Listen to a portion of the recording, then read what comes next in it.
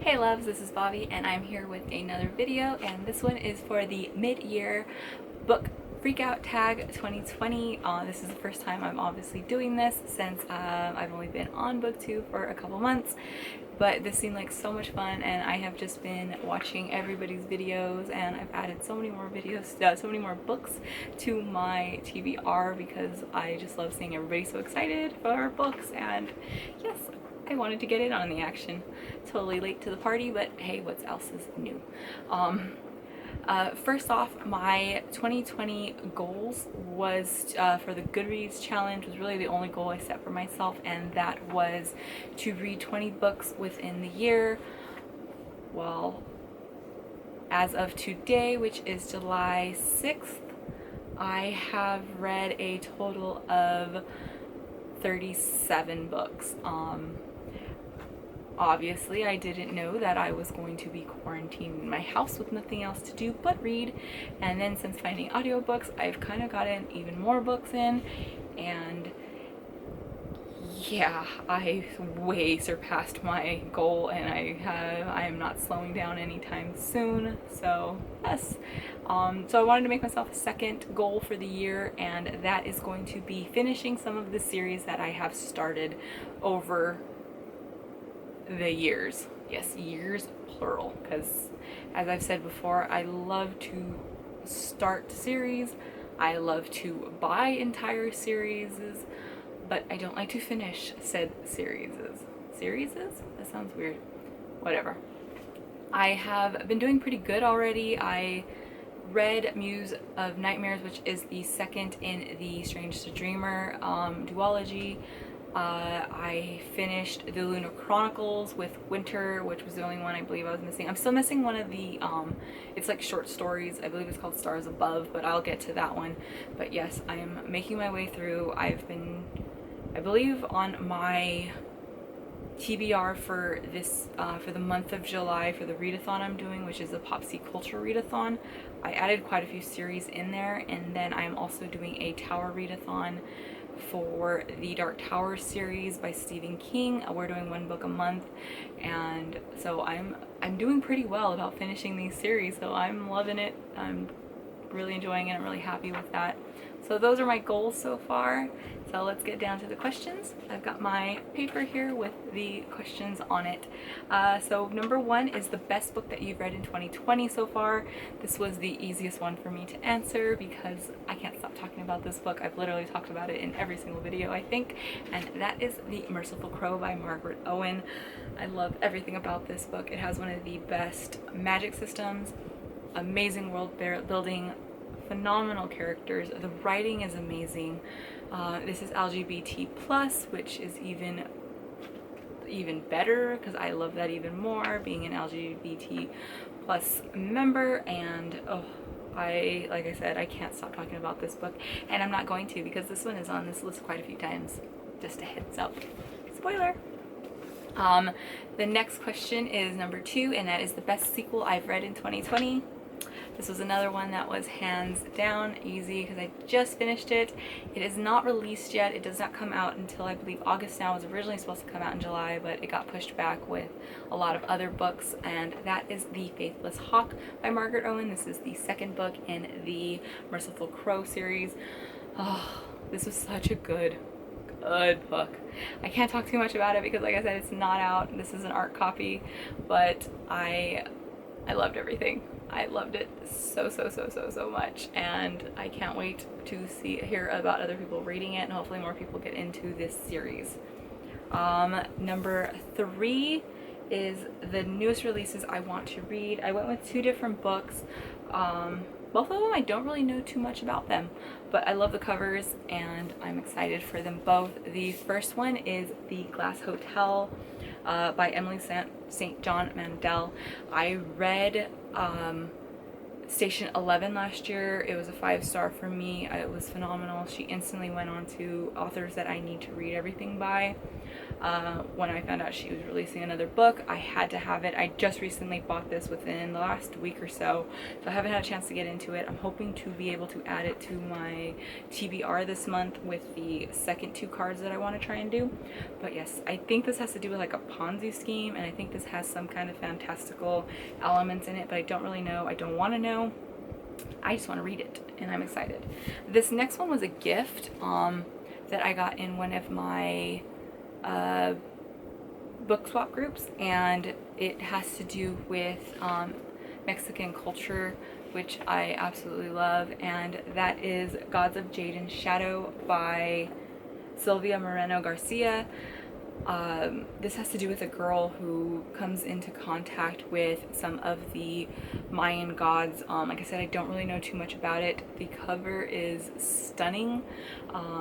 Being a Latinx myself, specifically Mexican, I am really excited for this one, and this is another one I'm hoping I can throw in and get into this month if I can.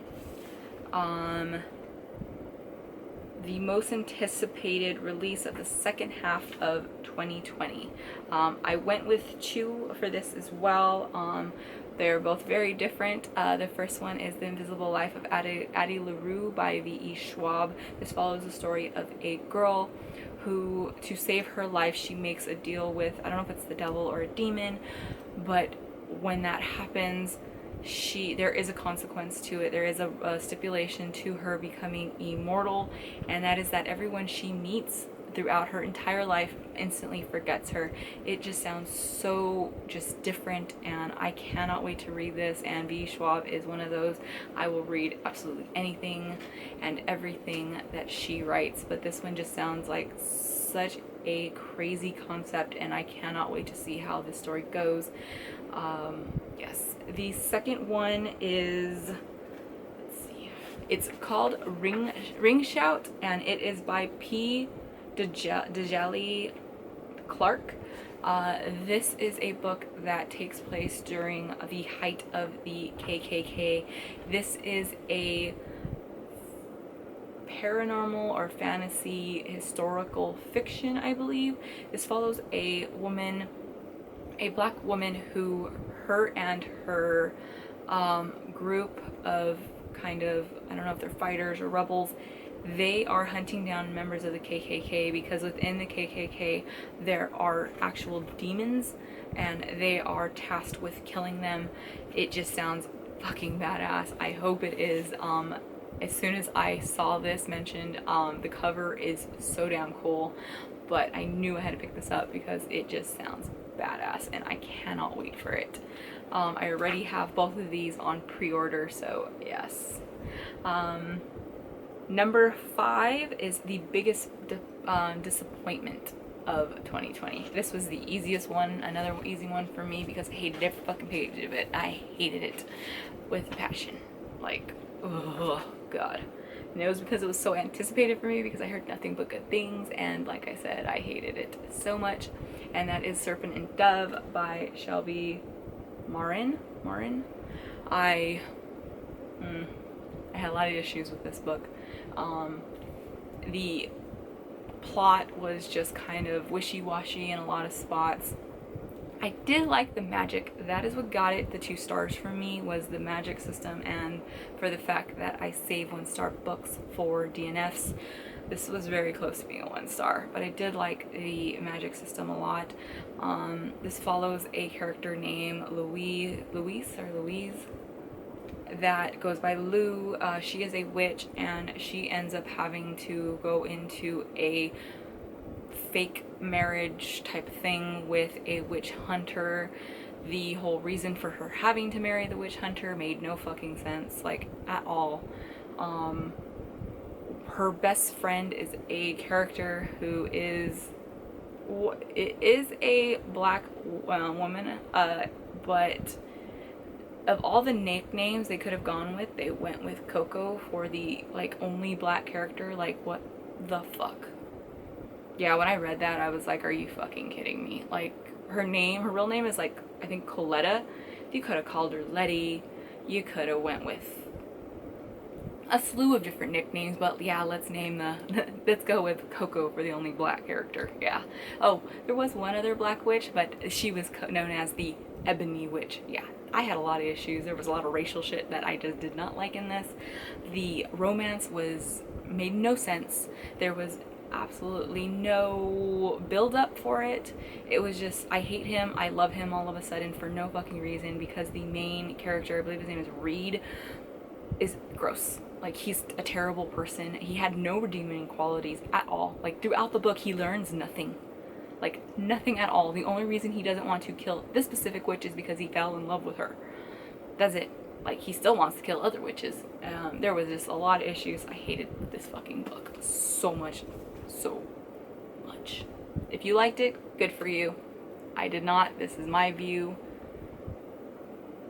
My view means nothing. This is just my opinion. Let's see here. Number 6 is the biggest surprise of 2020. This was an easy one, and that is A Merciful Crow by Margaret Owen. I didn't know what this book was about. This was a total cover buy for me because the cover was absolutely beautiful. I loved the the color palette on it and everything. Read it, now one of my all-time favorite books just ever. So yeah, that was an easy one for me. One of the other ones that was a surprise one for me was just because I bought it because I needed to spend a couple more dollars to get free shipping off of a certain website, and I picked it up because it was only a couple dollars, and that is Wolf by Ryan Godden. But dear Lord, this is such a cool book. This follows a girl. This takes place during right after World War II. The Nazis have won, and to celebrate every year, they hold this motorcycle competition, and this girl, Yael, she has the powers to shapeshift. She gets these powers while she's being experimented on as a child in a concentration camp. She's such an amazing character. I fell in love with her. She ends up taking the place and shapeshifting into this girl, Adele Wolf, who had won the previous year, and they the winner of this particular race, and the reason why she has shapeshifted into this girl is because the winner of the race gets to attend a celebration ball where they get to meet Adolf Hitler, and she is tasked with killing Hitler. Yes, it is so awesome. The ending was fucking badass. I loved it. I cannot wait to get into book 2. I picked it up, and yes, check it out. Definitely, that was a 5-star from me. Number 7 is favorite new author to me, or a debut author. Another super simple one because, yeah, Margaret Owen. Do I really have to say it? I love it. I love her. I love everything about her. Writing is amazing. I started following her on Twitter, and it was announced that they were going to do a giveaway for the arc of the Faithless Hawk a couple weeks ago, or a week ago, and I had mentioned that I had already read it and I loved it, and she answered me back, and I fangirled. I'm not going to lie. I totally just freaked out because, yes, she's instant. I will buy anything she writes now. I wanted to add another author, and that is Zoraida Cordova of Labyrinth Lost. I read this book last month and I fell in love. Her writing is so amazing. This book was so good. I need to get my hands on the rest of the series now because I'm on a book buying ban, or I'm supposed to be, but fuck it. I am getting the rest of the series because I need to know what happens. Like I said, her writing is just absolutely phenomenal, and she is an instant favorite now. Number 8 is your newest fictional crush. I don't get crushes on characters. Like, if I do, it's super, super rare. Since I read a lot of YA, I am not going to be getting a crush on a 16, 17-year-old as a 30-year-old woman. That's not happening.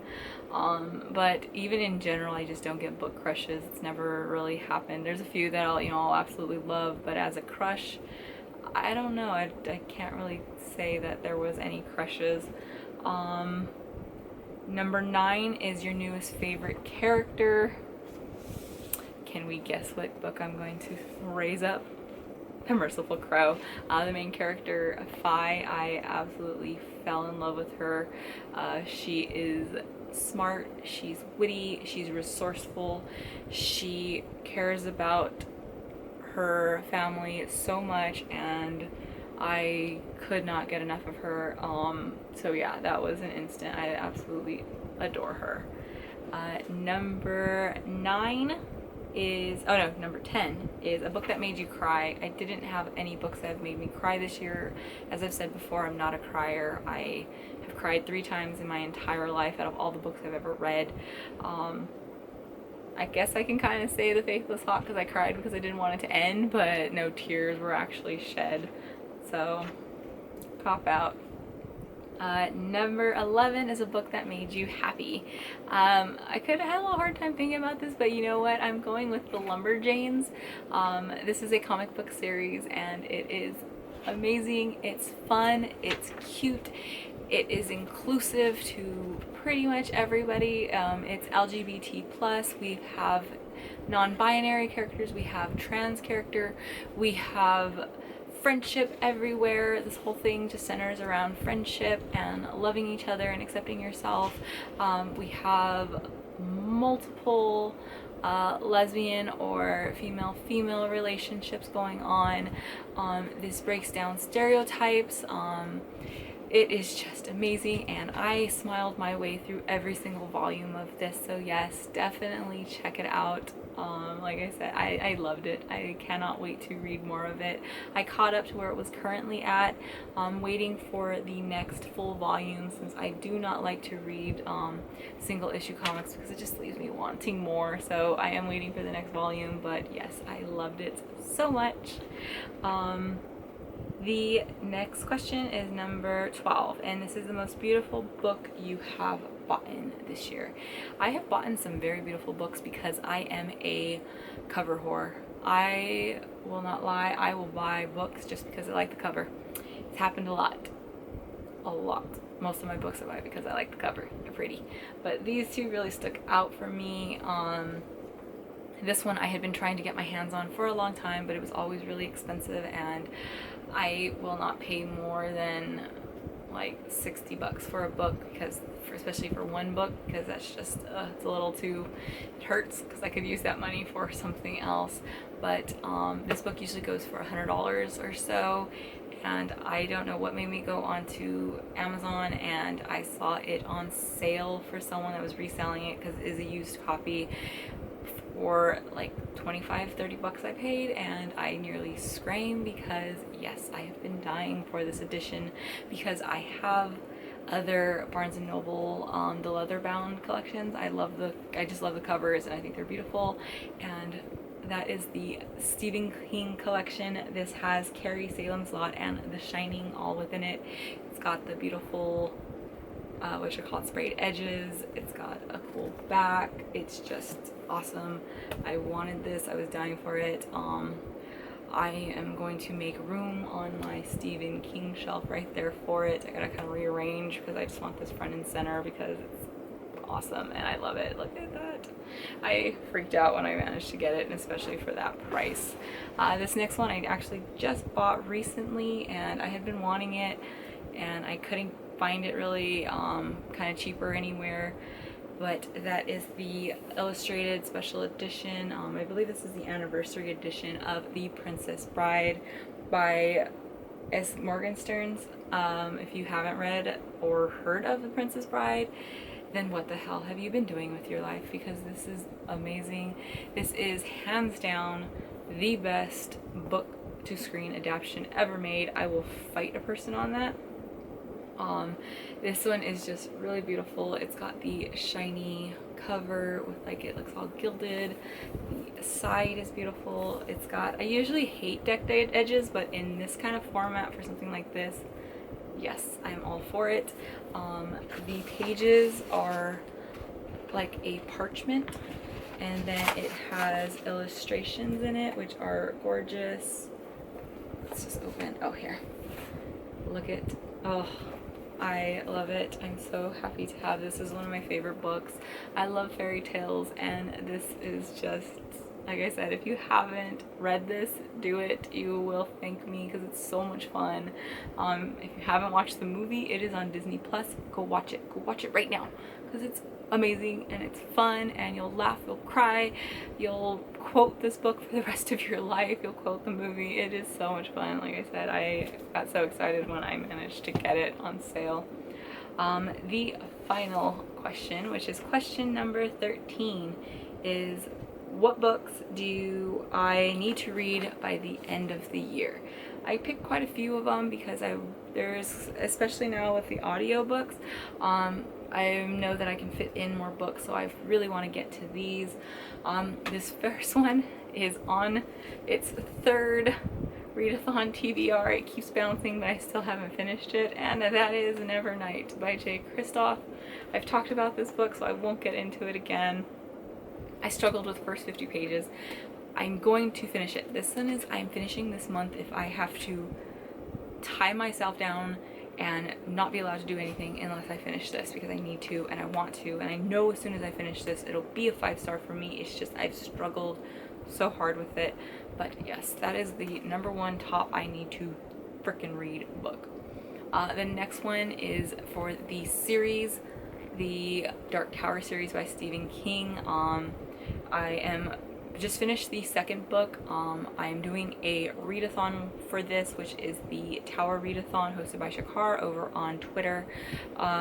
We're doing one book a month, so I know I can do this. I am really loving it. I made it into the third book when I was originally reading the series, which was 16 years ago I started.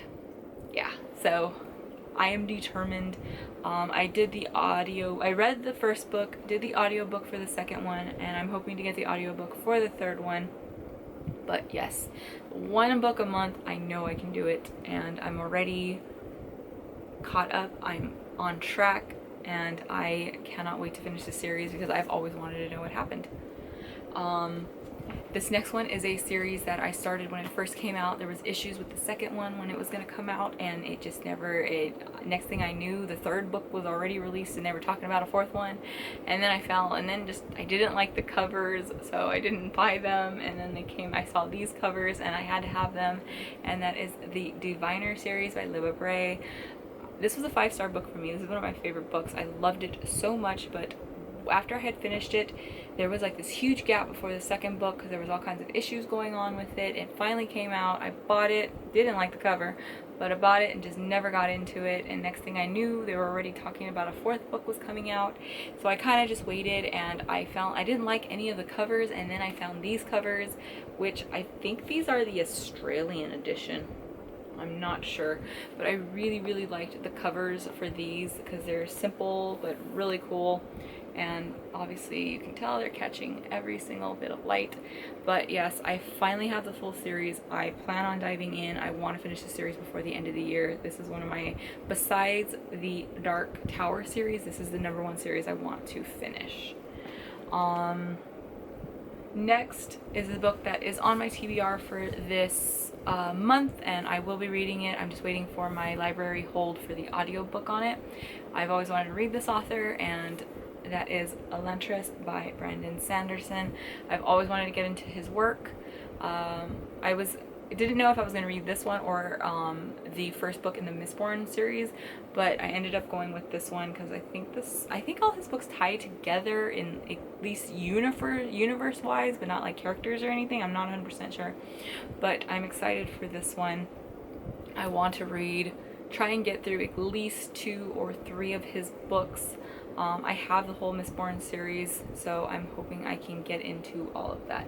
This next one, I have seen mentioned a lot. It sounds like something I would 100% love. I just recently received it as a gift in one of my book swaps, so I'm super excited to have it, and I'm hoping I can sneak it into one of my prompts for this month, and that is Every Heart, a Doorway by Sean McGuire. I think it's Sean. I don't know. People spell that. Yes. I'm really excited for this one. This is another one I'm hoping I can sneak in this month if I can add it to one of the 2 extra cards that I want to try doing a line from each on the Popsy Culture Readathon that I'm doing. So yes, this follows a group of kids that live in, I don't know if it's like a boarding school or something, but all of these kids are kids that have gone into other worlds like Wonderland or Narnia, stuff like that, and this is like how it affects their lives now that they're back in the normal non-magical world. I have heard so many things about this, good, bad, but it just sounds like something I would absolutely love, and it's really, really small, so I'm really hoping I can sneak this in this month. This next one is one of the most intimidating books I've ever seen because it's huge, but I've seen so many good things about it, and it's one that I definitely want to read, but there is not an audio book available from any of my libraries for it through any of the apps, so I am tempted, not for this month, but for next month, to maybe sign up for Audible or Scribd, I think is the other one, just so I can read, follow along with it, because it scares me. It does scare me. It was going to make it onto this TBR for July as the most intimidating read, but there was no way in hell I would have been able to read it along with all the other books, so it got the back burner. But that is the Priory.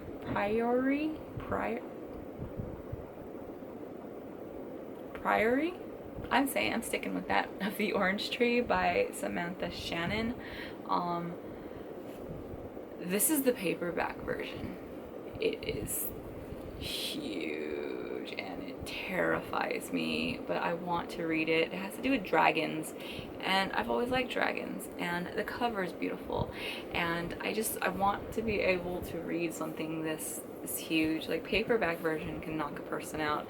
I had the hardcover copy from my library, and I got like, I think a chapter in, and it was just so heavy for me to hold that I couldn't do it. I believe I even have the ebook of this. Like, I've had this for so long now. I don't know if you can pick that up, but that's my doggy.